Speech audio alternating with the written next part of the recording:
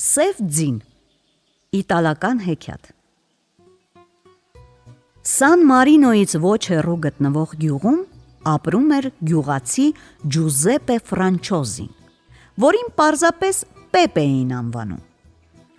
Նա մի կտոր հող ուներ և մի զույգ աշխատող ձեռքեր։ Ձեռքերը լավ օգնականներ են տնտեսության մեջ, բայց Պեպեն միշտ ուզում էր մի էշ ունենալ։ Մի սոլդո, մեկ էլ մի սոլդո, երկու սոլդո,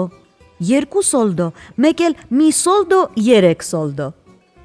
Այսպես փող կուտակեց Պեպեն, մինչև որ հնարավոր եղավ էշ գնելու համար շուկա գնալ։ Հենց առաջին կիրակի օրը, տոնական օրվա պես հագած կապած, մի ծաղիկ ականջի ետևը խրած, նա գնում է դեպի շուկա։ Գնում էր ու բարձր ձայնով երգում. Ես Պեպեն եմ, Ջուզեպպեն եմ, քայլում եմ առաջ, երգ եմ երգում, շուրջս նայում, գործով եմ ես քաջ, աշխատում եմ, քրտինք թափում, կյանքով եմ հավերժ, աշխատանքս կթեթևանա, եթե գնեմ մի էշ։ Այս երգը լսեց քահանան և դուրս թռավ դարպասից։ Որդյակ իմ Ջուզեպպե, եթե հավատանք քո երգին, դու ուզում ես էշ գնել։ Գուշակեցիք, պրետե։ Ախ, որդյակս, շուկայում վխտում են խաբեբաները։ Քո գլխին այնպիսի մի սատկած անասուն կկապեն, որ ոտքը ամեն մի քարի դիպչելիս կսայթաքի։ Ափսոս ես, ես կարող եմ քեզ զիջել իմ լավ բարեկամին, իմ հոյակապ Իշուկին։ Պեպեն շատ ուրախացավ։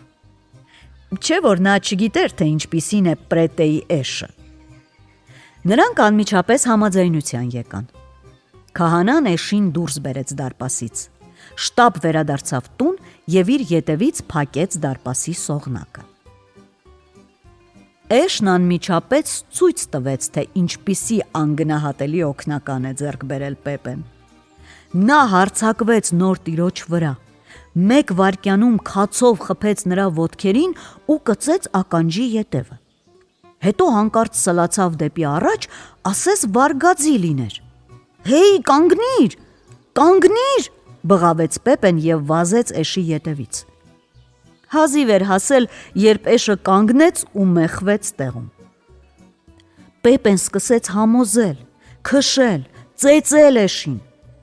Էշը տեղից չէր շարժվում։ Հետո, ըստ երևույթին, էշը ձանձրացավ կանգնելուց, պոկվեց տեղից ու վազեց առաջ։ Այդպես նրանք հասան տուն։ 20 քայլ վազում էին, կես ժամ կանգնում։ Ինչպես պատահեց, որ Ջուզեպպե Ֆրանչոզին խաբեցին։ Առակն ասում է. խաբեբային խաբելու համար պետք է 1.5 խաբեբա լինել, իսկ Պեպեն երբեք խաբեբա չէր եղել, բայց և խաբվածի վիճակում էլ չէր ուզում մնալ։ Հաջորդ կիրակի Պեպեն նորից շուկա գնաց, բայց ոչ թե գնելու, այլ վաճառելու համար։ Նա սանձից բռնած իր ետևից տանում էր մի փոքրիկ ձի։ Ձին սաթի նման սև էր և փայլեցրած կոշիկների նման պսպղուն։ Քահանայի դռան մոտով անցնելիս Պեպեն դարձյալ երգեց. Մոխրագույն Իշուկը, սև ձիուկ, ահա քեզ պրետե, խորամանկ հանելուկ, եթե գլխի ընկնես, կլինի իմ դժբախտությունը, եթե գլխի չընկնես, կլինի իմ ուրախությունը։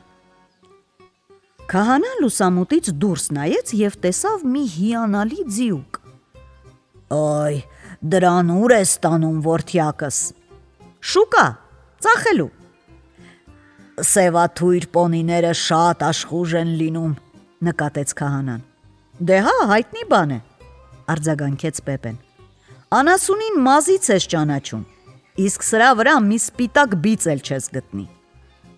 Ես ուզում եմ գնել քո պոնին, ասաց քահանան։ Ինչպես կուզեք, պրետե։ Միայն լավ նայեք, որ հետո չփոշմանեք։ Գնորդի համար 100 աչքն էլ քիչ է, վաճառողի համար մի աչքն էլ բավական է։ Դա ես իմ սեփական մաշկի վրա եմ զգացել։ Ինչ որ պետք էր տեսնել, ես արդեն տեսա, պատասխանեց քահանան։ Իսկ այժմ ես ուզում եմ լսել, թե որքան ես ուզում ձիուկիդ համար։ Պեպեն այնպիսի գին ուզեց, որով կարելի էր 4 էշ գնել։ Քահանան այնպիսի գին առաջարկեց,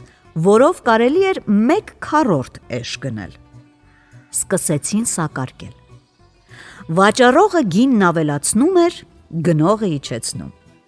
3 ժամ չանցած նրանք համաձայնվեցին։ Քահանան սևաթույր ձիուկի համար 2 անգամ ավելի շատ վճարեց, քան Պեպեն էշի համար։ Իրենից գոհ քահանան մտածեց, որ ձիուկն ավելի գեղեցիկ կլինի, եթե նրան լողացնի։ Նա հրամայեց ծառային, որ պոնիին գետակ տանի։ Իսկ ինքը քայլեց կողքից իր գնաց ձիուկով հիանալու։ Հանկարծ պոնին ետևի սմբակներով քացի տվեց։ Հետո փորձեց կծել քահանային։ Ասաց ծառան, եթե այս պոնին այսքան սև չլիներ, ես կկարծեի, թե սա մեր մոխրագույն էշն է։ Ինչ ես ասում, ծառայի վրա բարկացավ քահանան։ Ձիուկն ուղղակի ուզեց մի քիչ աշխուժանալ։ Հասան գետակին։ Պոնին մինչև ծնկները մտավ ջրի մեջ ու կանգ առավ։ Ավելի խորը ոչ մի կերպ չէր ուզում գնալ։ Այդ միջոցին, երբ ծառան քաշում էր սանձից, իսկ քահանան հրում էր ետևից, ամբողջ ջուրը թանաքի պես սևացավ։ Ինձ թվում է, ասաց ծառան, որ սա այնուամենայնիվ մեր էշն է։ Նայեք, պրետ է, ջուրը սև է, իսկ նրա ոտքերը մոխրագույն։ Ախր, ինչպես կարող է պատահել, սկսեց վիճել քահանան, չէ որ ես սրա համար 2 էշի գին եմ վճարել։ Գիտես ինչ,